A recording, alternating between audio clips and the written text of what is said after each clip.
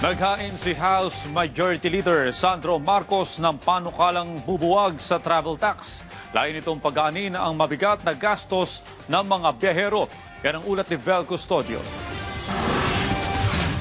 Nasa 10,000 piso ang budget ni Lola tuwing mag-out of town. Isa sa pangunahing pinag-iipunan niya tuwing magta-travel ay ang gastos sa pamasahe. Kaya ikinatuwa niya ng mabalitaan ang isinusulong ni House Majority Leader at Ilocos Norte Representative Ferdinand Alexander Marcos na Travel Tax Abolition Act of 2026. At some point, I agree na tanggalin yung travel tax kasi pag tinanggal natin, mas maraming Filipinos na ma-eengganyo mag-travel pa locally kasi mas makakatipid sila ngayon dahil mas mababa na yung pamasahe.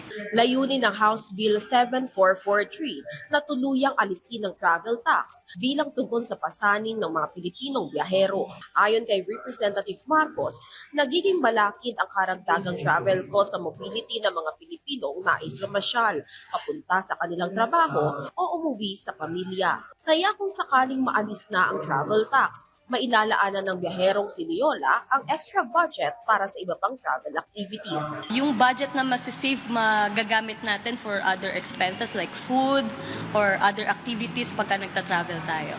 Sa pamamagitan ng pag-abolish ng travel tax, matutuldukan na ang paniningil na umaabot sa 2,700 pesos travel tax para sa first-class passengers at 1,620 pesos para sa economy class travelers. Giit pa na Majority Leader na marami ng bansang kasapi sa ASEAN ang nag-alis na ng travel-related levies upang pasiglahin ang turismo at kalakalan.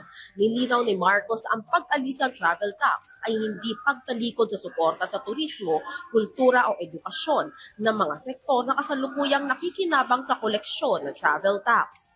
Sa halip, inilipat ng panukala ang pondo para sa mga ahensyang gaya ng Tourism Infrastructure and Enterprise Zone Authority, Commission on Higher Education, at National Commission for Culture and the Arts sa General Appropriations Act. Dagdag pa niya, ang pagpapababa ng gastusin sa biyahe ay makakatulong sa pagpapasigla ng mga industriyang umaasa sa turismo, kabilang ang mga hotel, transport services, at maliliit na negosyong nakikinabang sa mga turista, habang hinihikayat din ang maraming Pilipino na tuklasin ang mga lokal na destinasyon.